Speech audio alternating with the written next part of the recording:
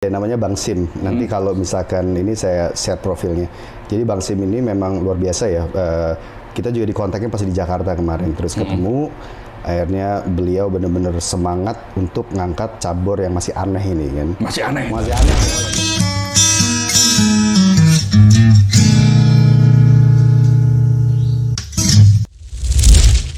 Assalamualaikum warahmatullahi wabarakatuh. Waalaikumsalam warahmatullahi wabarakatuh. Mas Bro. Makasih banyak udah hadir di podcast ngomongin apa aja. Mas Andi Narendra. Iya. Waduh.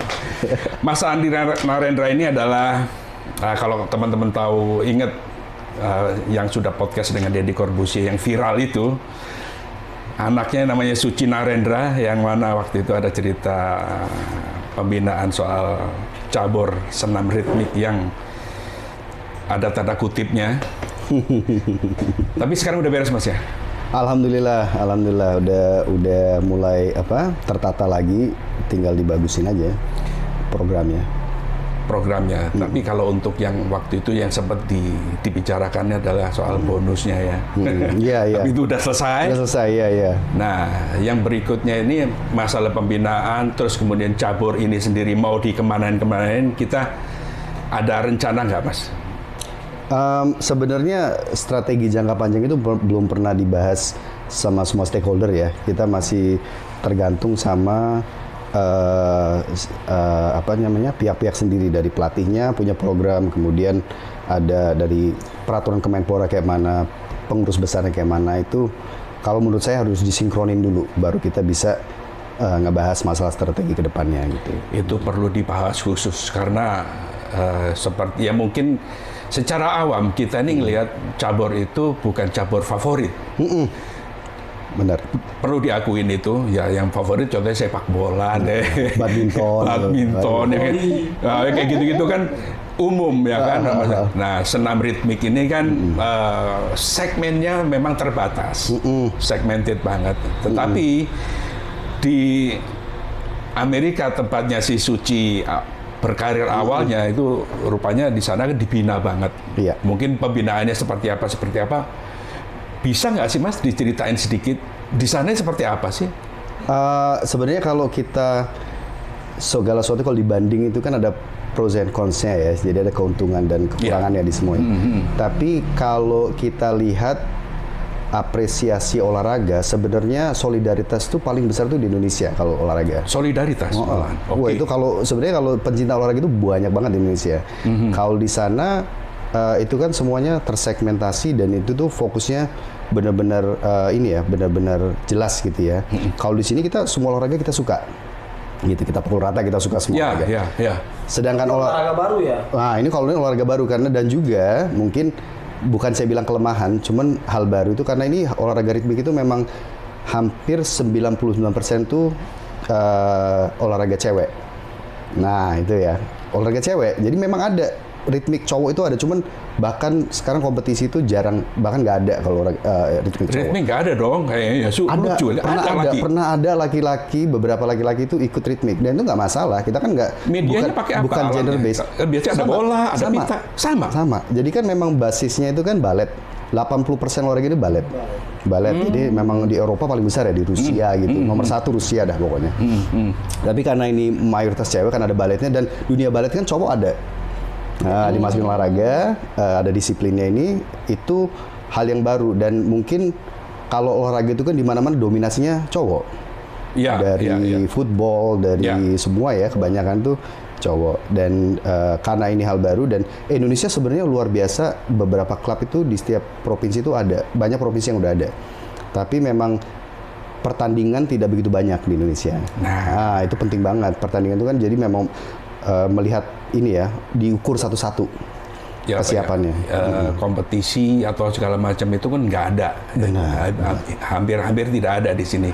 Nah, kan kemarin ada selentingan, ada promotor yang tertarik sama cabur ini. Iya. Untuk membuat eventnya berarti dong. Promotor kan membuat event. Nah, itu gimana? Saya bisa sebut deh, namanya Bang Sim. Nanti kalau misalkan ini saya share profilnya. Jadi Bang Sim ini memang luar biasa ya. Kita juga dikontaknya pas di Jakarta kemarin. Terus ketemu, Akhirnya beliau benar-benar semangat untuk ngangkat cabur yang masih aneh ini kan. Masih aneh. Masih aneh pokoknya. Ya. Resikonya banyak banget karena betul, apa? Di dunia ritmik itu tidak ada segi pro-nya. Kalau tinju kan ada pro, ada level-levelnya tuh ya. Betul. Dan bisa dikomersilkan.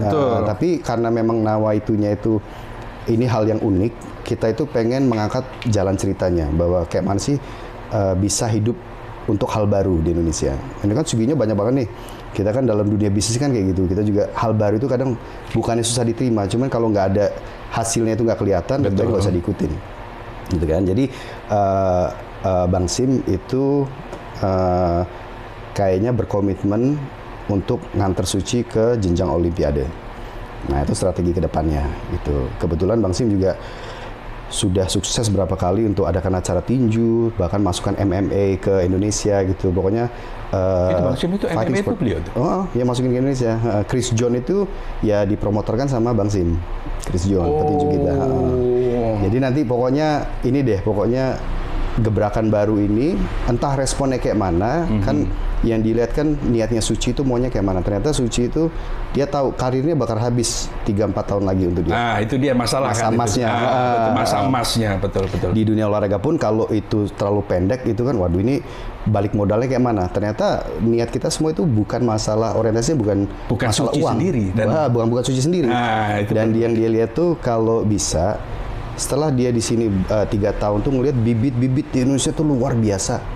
Secara bawaan, karena apa mungkin ya, mungkin basis kita dulu kan budaya itu kan tari itu kan sangat kental ya Mas ya. Betul. Jadi fleksibilitas anak-anak itu memang udah bawaannya, udah darahnya.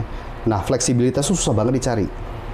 Ya nggak, kalau di Amerika pun ya banyak orang fleksibel, cuman agak lebih kaku karena di sini kan udah biasa. Berarti habit kita bagus ya? Habit kita bagus. Oh gitu bagus, ya? Stamina bagus, dasar untuk fleksibilitas bagus, dan seninya kan ada. Jadi kan ritmik itu ada baletnya, ada musiknya, ada alatnya, seninya banyak banget.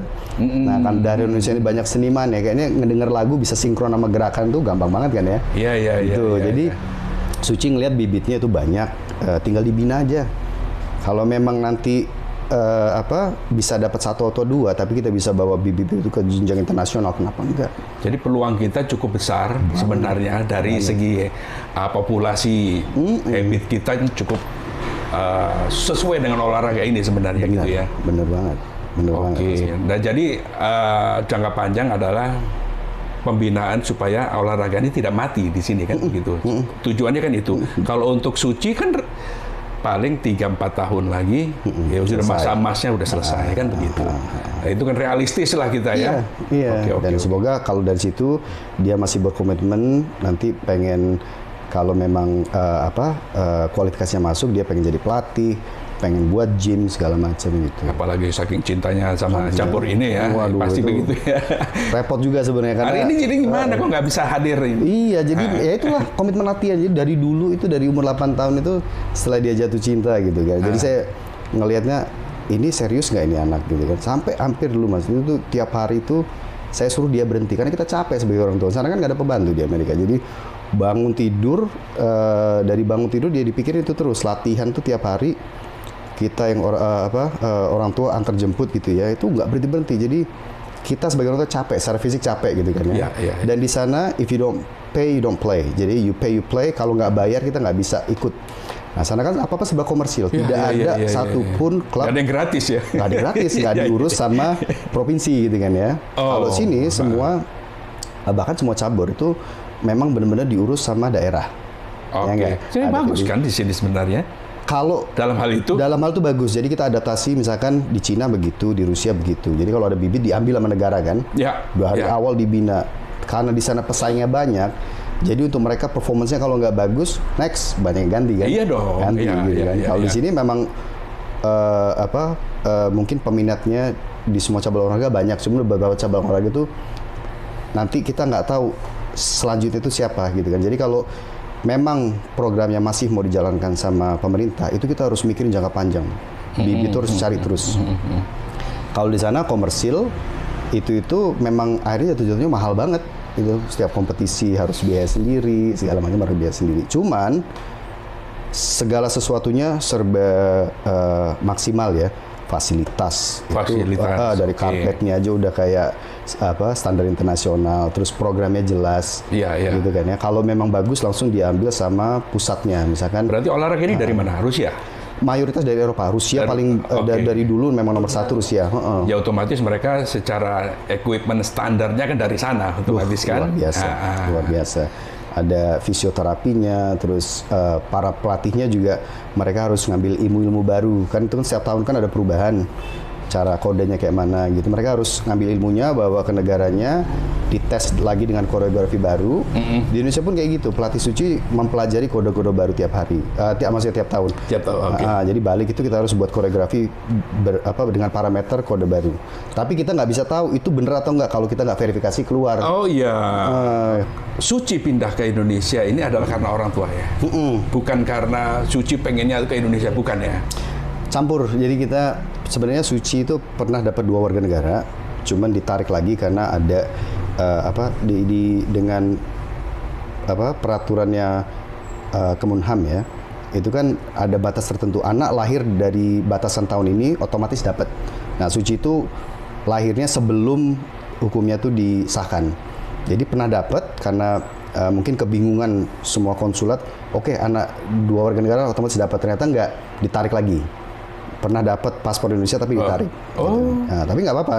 Prosesnya lama, kita mohon kemana-mana. Bahkan mantan Menteri Pemuda dan Olahraga pernah ke California ngobrol sama kita, kasih tahu kendalanya kayak mana. Dan situlah sebelahnya dia, ayo semua pulang Indonesia, yang bagus-bagus bibit-bibitnya gitu kan. Atas mungkin perintah Pak Presiden, coba kita bibit kita melalui konsulat sana ya. Melalui konsulat, jadi diundang Pak Imam. Tapi kan itu kan bukan dicabur aja, di dunia teknologi pun gitu. Ayo pulang yuk. Betul. Tapi kan ketakutan kita semua kan stabilitas sama opportunity. Kalau di Indonesia gitu kan ya, stabilitasnya belum mungkin ya dibanding sama mereka yang sudah biasa di sana. Betul. Karena di sana pasarnya ada, di sini masih nyari. Benar. Dan kita lihatnya komitmennya akhirnya bagaimana satu keluarga ini enaknya kayak mana nih? Kita kurang itu apa? Satu mungkin di sana apa sendiri, ya tetangga ya jarang ketemu, keluarga nggak ada gitu kan ya. Jadi memang Suci juga kita kalau ada gym di Indonesia kita pindah gitu. Dapat 2 warga negara, minggu itu juga kita putuskan kita pindah Indonesia karena sebelum itu kita cari gym di Indonesia di mana ternyata pelatih terbagus menurut saya di Indonesia adalah di Lampung, Mbak Yuli namanya. Luar biasa. Itu putri senam awal-awal tahun 2000, bahkan akhir 90-an. SEA Games menang. Pokoknya karirnya bagus lah. Itulah yang menguatkan Suci untuk mau pulang, mau ke Indonesia deh. Kalau soal pulangnya dia di sana sebenarnya, benar. Dan setelah nyampe sini, itu kepuasannya akhirnya tercapai karena untuk mendapat pelatih yang cocok itu kan susah, Mas. Kan betul. Harus sinkron banget ya, harus kayak udah satu unit gitu. Blessing apa namanya? Nah, kita di sana pun pindah gym itu hampir setiap tahun. Pindah gym itu sampai pindah daerah, pindah rumah itu gara-gara ngikutin karirnya Suci gitu. Oh gitu. Pindah rumah tiap tahun. Nah kalau di sana karir Suci seperti apa gambarannya? Sebenarnya udah tertata, udah kelihatan pada saat dia junior, dia masuk senior tuh di Indonesia, tim senior. Tapi di sana junior kepilih sama USA Gymnastics, jadi elite squad. Memang tim elitnya di sana. Yang mereka ngelihat potensi itu langsung ditarik. Jadi pas dia masuk, setahun kemudian kita pindah ke sini gitu. Karena kan kalau udah masuk elite squad tuh kalau udah dibina sama mereka, itu masuk ke USA Training Center, USA Gymnastics Training Center gitu untuk disiapkan untuk Olimpik gitu kan. Tapi kalau memang kita terus di sana, segi frustasi juga banyak. Jadi kita pilih mental kita pengen ditekan terus dengan kondisi kayak gitu, atau kita pindah ke Indonesia, ambil resikonya juga gitu kan ya. Berarti di sana itu lebih kompetitif. Banget. Sehingga kita taruhannya mental di situ kan. Taruhannya mental. Nggak cuma anaknya, orang tuanya juga, adik-adiknya kan ngikut aja. Sekolah pindah-pindah, rumah pindah-pindah. Itu kan. Jadi semua berkorban. Betul. Banget. Nah, di sini akhirnya lebih enak karena untuk kesehariannya kan kita kan hidup tiap hari tuh bangun tidur. Apalagi dengan diet dia vegetarian, nggak makan daging gitu kan ya, opsinya kan banyak, sayurnya banyak di sini, tempe tahu tiap hari di sini ya lebih. Berarti surga lah di sini, surga banget untuk urusan itu ya. Dan dia lihat solidaritasnya orang Indonesia kok baik-baik banget ya gitu, dan saling melindungi enaknya gitu, karena semua itu haus dengan hal positif. Jadi kalau ternyata pas dia kemarin menang di PON, kemudian mulai agak vokal ya untuk hal kayak gini, karena kan yang dilihat gregetannya gini loh, kok program kita ini nggak pernah dipikirkan dan banyak yang nggak jalan. Sedangkan kalau di dunia olahraga, kalau kita nggak kompetisi terus atau kita nggak ngebahas terus ini programnya kayak mana, atau apa-apa serba detik-detik terakhir. Iya, last minute terus, semua ya. Last minute semua, susahnya minta ampun. Di sana kita tahu jadwal tahun depan itu apa. Tiket sudah dibeli, segala semacam udah ditata banget. Jadi persiapan mental dari jauh-jauh hari. Mungkin diswastakan dulu kali ya. Mungkin. Nah kan gini, contoh, yang pembinaan paling bagus apa sih? Bulu tangkis loh.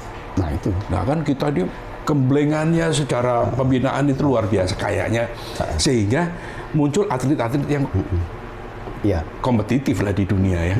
Ya kan dunia loh kita ini untuk bulu tangkis, bener nggak? Bener. Berarti unsur pembinaannya luar biasa. Ya siapa sih yang nanganin itu? Swasta loh. Sponsor. Betul. Mungkin itu yang salah satu yang dibutuhkan.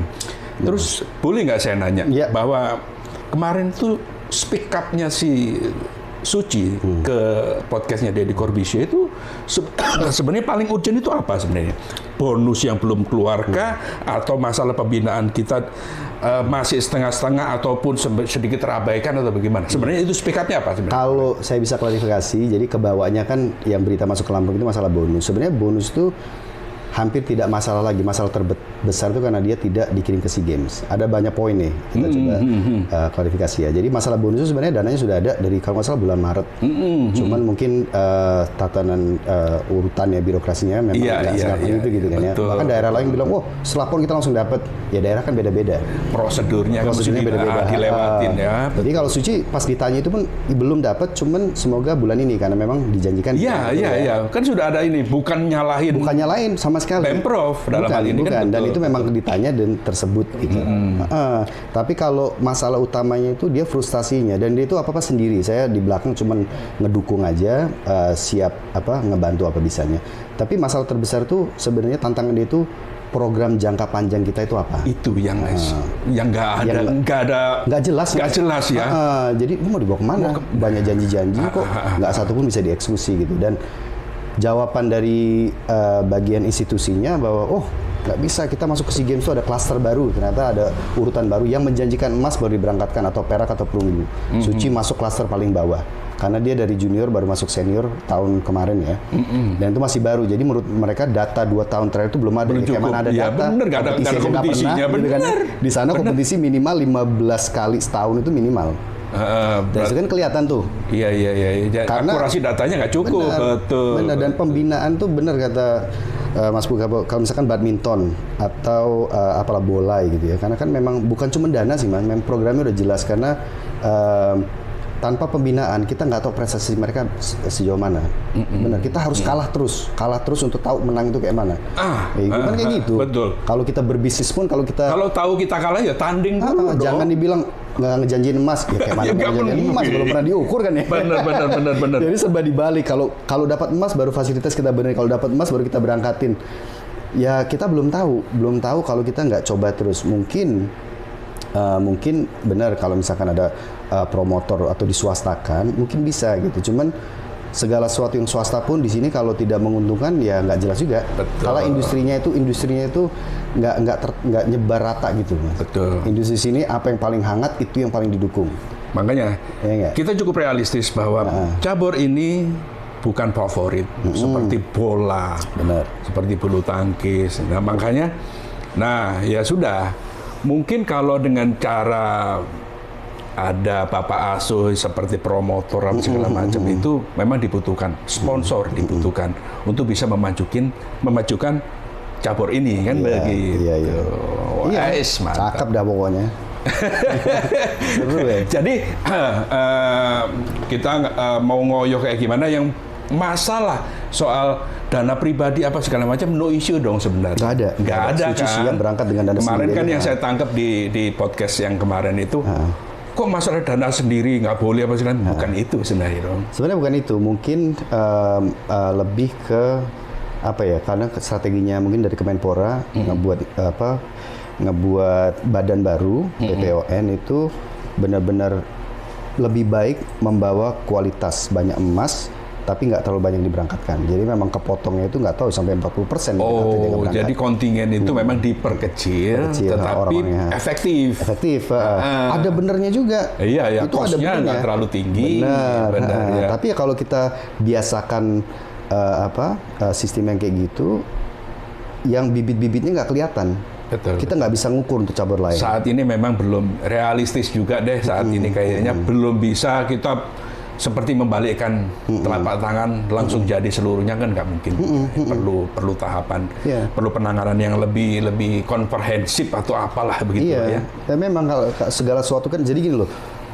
Semua hal itu kalau kita bisa kelola seolah-olah semacam bisnis ya, bahkan dalam keluarga pun, lingkup keluarga, lingkup institusi, ini cabur nih, itu kan stakeholdernya kan penting semua. Iya, betul. Contohnya misalkan saya pengennya itu dari institusi pemerintah, entah Kemenpora, PB Persani, pelatih, atlet, orang tua duduk bareng. Jadi semuanya itu ada transparansi. Ini mau dikemanain? Iya. Kalau tiap bisnis tiap minggu udah briefing lah. Ya, mudah-mudahan stakeholder ada yang nonton ini. Iya, iya benar. Karena kita kan orientasinya apa sih? Misalkan prestasi. Oke, prestasi. Perusahaan pun kayak gitu. Perusahaan kalau kita mikir segala sesuatu, keluarga aja. Keluarga kan, misalkan ya di keluarga kita ada product owner-nya. Misalkan kita sebagai Mas Bu jadi manajernya, kemudian ada segi finansialnya. Mungkin ya, istri kita finansial, terus ada developernya anak-anak gitu kan ya, so, istilahnya ya. Betul. Itu kalau nggak kompak, nggak ada yang jalan. Iya dong, satu arah dong. Satu arah. Betul. Bahkan kalau kita mimpin pun bukan berarti kita nyuruh, tapi kita ngedengerin dulu, sinkronin, kita berangkat bareng gitu. Pemerintah pun kayak gitu, ya nggak? Pemerintah seperti pemerintah. Dalam hal itu pun kayak gitu. Dalam hal olahraga ini kan banyak banget yang yang terkena imbasnya dari orang tuanya, dari atletnya, pelatih, pengurus, gitu kan ya. Kalau ini kita duduk bareng, segala sesuatu itu kalau diskusi bareng, duduk satu meja, itu kita bahas strategi. Program yang nyusun siapa? Pelatih. Untuk eksekusinya kayak mana? Ya nggak, fasilitator sama regulatornya pemerintah gitu. Atlet harus tanggung jawabnya apa? Jadi semua ada hak dan tanggung jawabnya. Orang tua pun, karena banyak ya adik-adiknya Suci itu yang di gym itu, orang tuanya itu hampir harus nganterin sampai 2 jam untuk ke gym, bolak-balik 2 jam sini, 2 jam balik. Itu kan komitmen orang tua kan luar biasa. Betul. Makanya waktu yang kalau itu nggak ada ya nggak bisa terlaksana. Betul. Jadi kan bebannya kan semua orang megang masing-masing. Nah itu kalau kita duduk bareng, kita bicarakan strategi jangka pendek, jangka panjang, terus ada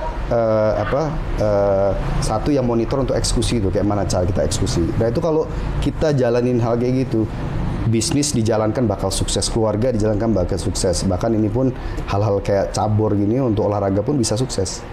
Ya ini mudah-mudahan cabur ini bisa mendapatkan perhatian lebih. Amin. Nah, perhatian lebih ini tentunya yang menghadirkan beberapa stakeholder yang mesti terlibat untuk bisa menjalankan program pembinaan yang lebih baik.